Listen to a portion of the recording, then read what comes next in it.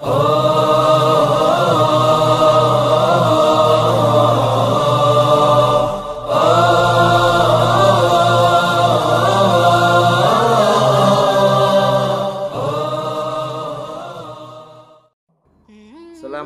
warahmatullahi wabarakatuh.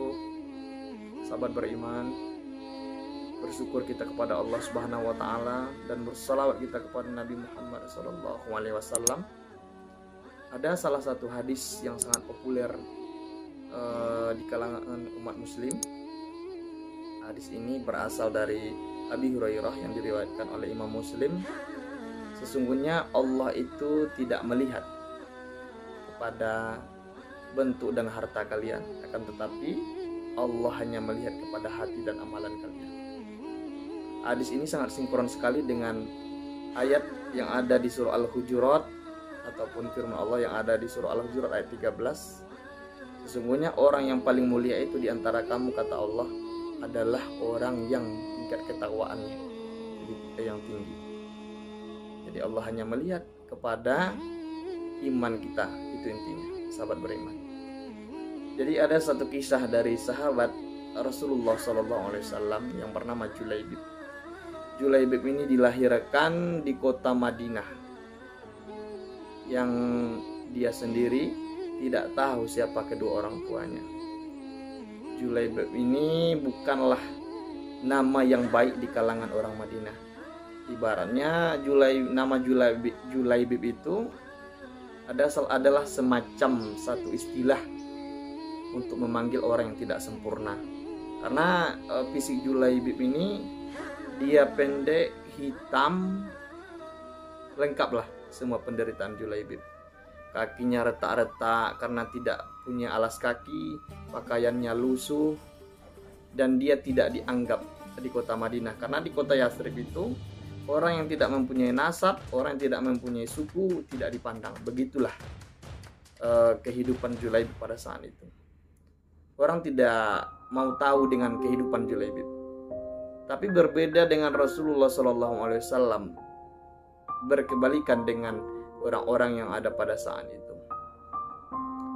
Rasulullah selalu memperlakukan Julaibib itu sebagaimana dia memperlakukan orang-orang lain. Tidak ada bedanya di antara kalangan para sahabat. Sahabat beriman, suatu ketika Allah ingin meninggikan derajat Julaibib ini. Walaupun kehidupan Julaibib seperti itu, tapi dia selalu berada di barisan yang paling depan ketika beribadah, sholat, begitu juga dengan berjihad. Tapi itu tidak membuat orang-orang terkesan dengan Julaibib. Karena suatu ketika Abu Barzah, pemimpin dari Bani Aslam, mengatakan, kalau seandainya Julaibib masuk ke dalam rumah kalian, ataupun jangan biarkan Julaibib masuk ke rumah kalian, kalau sempat itu terjadi, aku akan melakukan hal yang kasar kepadanya. Itu kata Abu Barzah. Begitulah hinanya Julaibib. Pernah suatu ketika Rasulullah SAW bercanda dengan Julaibib.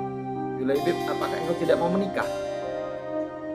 Kata Julaibib, siapa yang mau menikahkan anaknya dengan saya, ya Rasulullah? Tapi Julaibib tidak pernah merasa mengupat kepada Allah. Besoknya lagi, hari yang kedua, ditanyakan oleh Rasulullah lagi hal yang sama. Tidakkah engkau mau menikah? Begitu lagi Julaibib tertawa. Dan hari yang ketiga, Rasulullah menanyakan itu lagi sambil merangkul tangan Julaibib, dibawanya lah kepada salah satu pemuka Ansor pada saat itu. Dibawa oleh Rasulullah sehingga Rasulullah menemui pemuka Ansor tadi. Rasulullah mengatakan bahwa saya akan melamar putri kalian. Kemudian pemimpin Ansor tadi ya sangat gembira sekali. Dia berkata, itu adalah hal yang sangat mengembirakan sekali ya Rasulullah. Kehadiranmu akan menghilangkan kegelapan yang ada di rumah kami. Tapi kata Rasulullah, bukan untukku, melainkan untuk Julaibib. Hah? Untuk Julaibib? Itulah respon dari pemimpin Ansor tadi. Ya, untuk Julaibib, aku tidak bisa memutuskan sendiri, kata pemimpin Ansor tadi. Aku harus tanya istriku dulu. Kemudian dia tanya istrinya, dan istrinya pun kaget. Dengan Julaibib?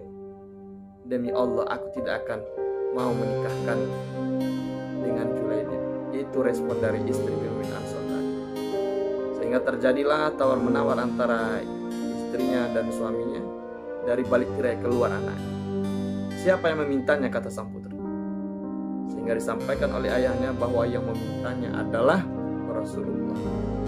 Demi Allah, kata anaknya, kirimkan aku padanya. Dan demi Allah, Rasulnya lah yang meminta, dan tidak akan pernah terjadi kebinasaan padaku. Apa yang kalian ragukan kalau sudah Rasulnya yang meminta? Itulah perkataan dari sang gadis tadi. Sehingga Rasulullah mengangkat tangannya kepada Allah. Ya Allah, berikanlah kebahagiaan kepada perempuan ini, dan jangan bebankan ia kepada hal-hal yang tidak baik. Itulah inti dari doa Rasulullah tadi. Sehingga mereka menikah.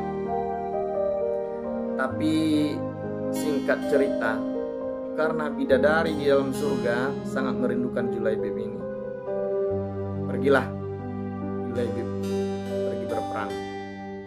Dan pada saat itu Julaibib terbunuh, sahabat beriman. Kemudian Rasulullah bertanya kepada sahabat, adakah kalian kehilangan seseorang? Kemudian dilihat di kiri, dilihat di kanan oleh para sahabat. Tidak ya Rasulullah. Kemudian ditanya lagi oleh Rasulullah, ada kalian kehilangan seseorang? Tidak ada ya Rasulullah. Diulang lagi oleh Rasulullah sampai air matanya menetes. Ada kalian kehilangan seseorang? Tidak ya Rasulullah. Kalian tidak kehilangan seseorang, kata Rasulullah. Tapi aku kehilangan seseorang, yaitu Julaibib. Carilah dia. Sehingga ditemukanlah jasad Julaibib tadi bersama 7 orang musuh yang sudah dibunuhnya. Begitulah sahabat beriman, tidak dianggapnya Julaibib di antara manusia, tapi derajatnya tinggi di sisi Allah. Rasulullah sendiri yang mengkafaninya, dan didoakan oleh Rasulullah, ya Allah, terimalah Julaibib ini. Sesungguhnya dia adalah bagian dari diriku, dan diriku adalah bagian dari dirinya. Jadi sahabat beriman, bisa kita ambil dari kisah sahabat satu ini, bahwasanya ketakwaan kita lah yang paling penting di sisi Allah. Itu yang paling penting, tidak perlu bentuk, tidak perlu rupa. Demikianlah sahabat beriman, mudah-mudahan bisa menjadi inspirasi bagi kita semua. Assalamualaikum warahmatullahi wabarakatuh.